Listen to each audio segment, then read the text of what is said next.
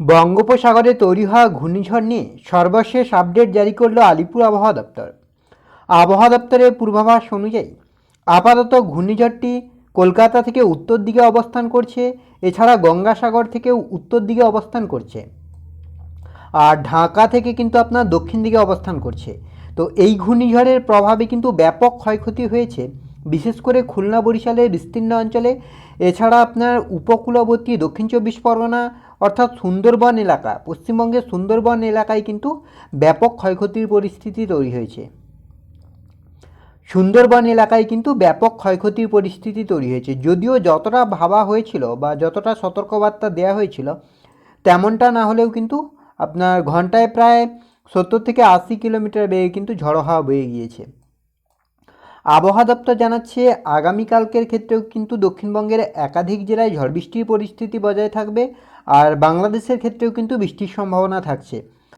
তো ঘূর্ণাবর্তের প্রভাবে আজ রাতে আবহাওয়ার কতটা কী পরিবর্তন হতে পারে, আবারও কি ঝড় বৃষ্টি শুরু হতে পারে, আগামীকাল কোথায় কতটা পরিবর্তন হতে পারে, এই নিয়ে কি আপডেট উঠে আসছে, সবটাই বিস্তারিতভাবে আলোচনা করব এই ভিডিওতে।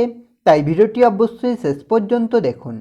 আর এই মুহূর্তে আপনার অঞ্চলে আবহাওয়া কেমন তাও বিস্তারিতভাবে কমেন্ট করে জানান। সেক্ষেত্রে সবার প্রথমে যদি আমরা আলিপুর আবহাওয়া দপ্তরের অফিসিয়াল আপডেটের দিকে লক্ষ্য করি যে অফিসিয়ালি কী আপডেট দিচ্ছে আলিপুর আবহাওয়া দপ্তর, কেননা উইন্ডির আপডেট বলছে যে এই মুহূর্তে কিন্তু আপনার ঘূর্ণিঝড়টি আপনার বাংলাদেশের ঢাকার কাছাকাছি অঞ্চলে অবস্থান করছে। ঢাকা পেরিয়ে কিন্তু চলে যাবে আজ রাত 9টা নাগাদ। আর সেই সঙ্গে কিন্তু ঢাকা সহ ময়মনসিংহ, রাজশাহী, সিলেট এই অঞ্চলগুলিতে কিন্তু ঘন্টায় আপনার প্রায় 60 থেকে 70 কিলোমিটার বেগে কিন্তু ঝড়ো হাওয়া বইছে। ঢাকার কাছাকাছি অঞ্চলগুলিতে 80 থেকে 90 কিলোমিটার বেগে কিন্তু ঝড়ো হাওয়া বইছে। ইতিমধ্যেই এটা কিন্তু ডিপ ডিপ্রেশনের আকার নিয়েছে, মানে গভীর নিম্নচাপের আকার নিয়েছে। ঘূর্ণিঝড় থেকে কিন্তু এটা গভীর নিম্নচাপের আকার নিয়েছে। পরবর্তীতে আগামীকাল কিন্তু এটা নিম্নচাপের আকার নিয়ে ময়মনসিংহ, সিলেট হয়ে আপনার অসম এবং উত্তরবঙ্গের দিকে অগ্রসর হবে। তো সেক্ষেত্রে আলিপুর আবহাওয়া দপ্তরের অফিসিয়াল আপডেটের দিকে যদি আমরা লক্ষ্য করি,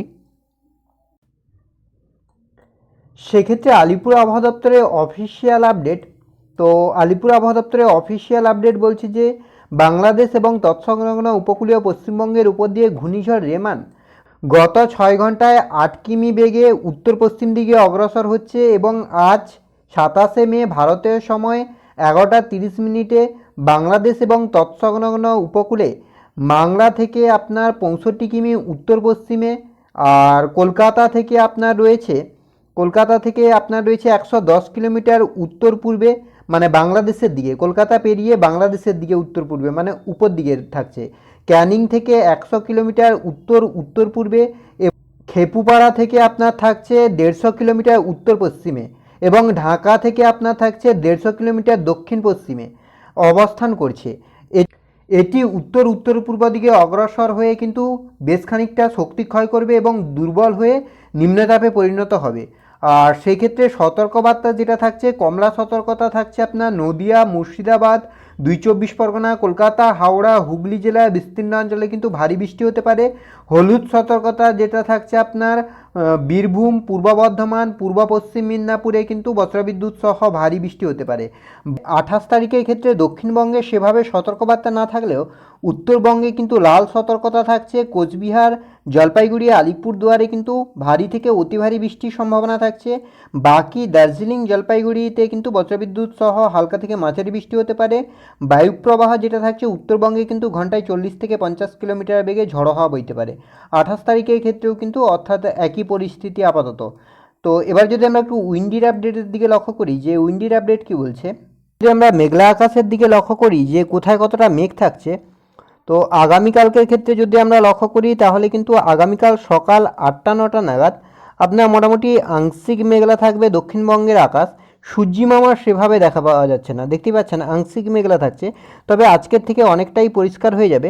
আগামীকাল সকালের দিকে যদি আমরা লক্ষ্য করি যে আগামীকাল সকালে কি পরিস্থিতি তৈরি হচ্ছে, তো সেক্ষেত্রে 8টা 9টা নাগাদ মোটামুটি আকাশ পরিষ্কার থাকছে, সেভাবে আপাতত আর মেঘ থাকবে না, তবে সূর্যিমামারও দেখা পাওয়ার সম্ভাবনা নেই। দুপুরের দিকে 11টার দিকে সেক্ষেত্রেও কিন্তু আপাতত একই পরিস্থিতি, বিকেলের দিকেও মোটামুটি আংশিক মেঘলা থাকবে। তবে আপনার উত্তরবঙ্গের ক্ষেত্রে কিন্তু গভীরভাবে মেঘলা আকাশ থাকবে, সেই সঙ্গে কিন্তু ঝড় বৃষ্টির পরিস্থিতি তৈরি হবে। বুধবার 29 তারিখের ক্ষেত্রে কিন্তু আপনার একই পরিস্থিতি, আপাতত আংশিক মেঘলা আকাশ থাকছে। বৃষ্টির দিকে যদি আমরা লক্ষ্য করি যে বৃষ্টির কতটা কী সম্ভাবনা, সেক্ষেত্রে বৃষ্টির ক্ষেত্রেও আপাতত বড় কোনো পরিবর্তন নেই। উত্তরবঙ্গে আপনার সেভাবে বৃষ্টি চলবে হালকা থেকে মাঝারি, তবে দক্ষিণবঙ্গের ক্ষেত্রে আগামীকাল থেকেই কিন্তু আকাশ মোটামুটি পরিষ্কার হয়ে যাবে, আর সেভাবে বৃষ্টির কোনো সম্ভাবনা নেই। তো আজ রাতে হচ্ছে আপনার সেক্ষেত্রে দক্ষিণবঙ্গে আপাতত সেভাবে আর বৃষ্টির সম্ভাবনা লক্ষ্য করা যাচ্ছে না। তবে বাংলাদেশের ঢাকা, ময়মনসিংহ, সিলেট, রাংপুর, রাজশাহী এগুলোতে কিন্তু বজ্রবিদ্যুৎ সহ হালকা থেকে মাঝারি বৃষ্টি হচ্ছে। উত্তরবঙ্গের ক্ষেত্রেও একই পরিস্থিতি। আগামীকালকের ক্ষেত্রেও কিন্তু আপনার দক্ষিণবঙ্গে আর সেভাবে ঝড় বৃষ্টির সম্ভাবনা নেই। তবে বাংলাদেশ এবং ত্রিপুরা এবং আপনার রয়েছে উত্তরবঙ্গ, অসম এগুলোতে কিন্তু বজ্রবিদ্যুৎ সহ ঝড় বৃষ্টির সম্ভাবনা থাকছে। বুধবার আপনার 29 তারিখের ক্ষেত্রেও প্রায় একই পরিস্থিতি, আপাতত সেভাবে কোনো পরিবর্তন নেই। 30 তারিখ বৃহস্পতিবারের ক্ষেত্রেও আপনার একই পরিস্থিতি, 31 তারিখের ক্ষেত্রেও বড় কোনো পরিবর্তন নেই। অর্থাৎ যেটা ঝড় বৃষ্টি হচ্ছে সেটা কিন্তু আপনার আগামীকালই কিন্তু প্রায় শেষ হয়ে যাচ্ছে, তারপরেই কিন্তু আকাশ সম্পূর্ণভাবে পরিষ্কার হয়ে যাবে। আপাতত আগামী মাসের 5 তারিখ পর্যন্ত সেভাবে কোনো দুর্যোগ নেই। তবে আপনার উত্তরবঙ্গ এবং অসমের বিস্তীর্ণ অঞ্চলে কিন্তু ভারী বৃষ্টির সম্ভাবনা তৈরি হচ্ছে। তো এই ছিল এই মুহূর্তের আবহাওয়ার আপডেট। পরবর্তী আপডেট পাওয়ার জন্য অবশ্যই আমাদের চ্যানেলটিকে সাবস্ক্রাইব করে আমাদের সঙ্গে থাকুন।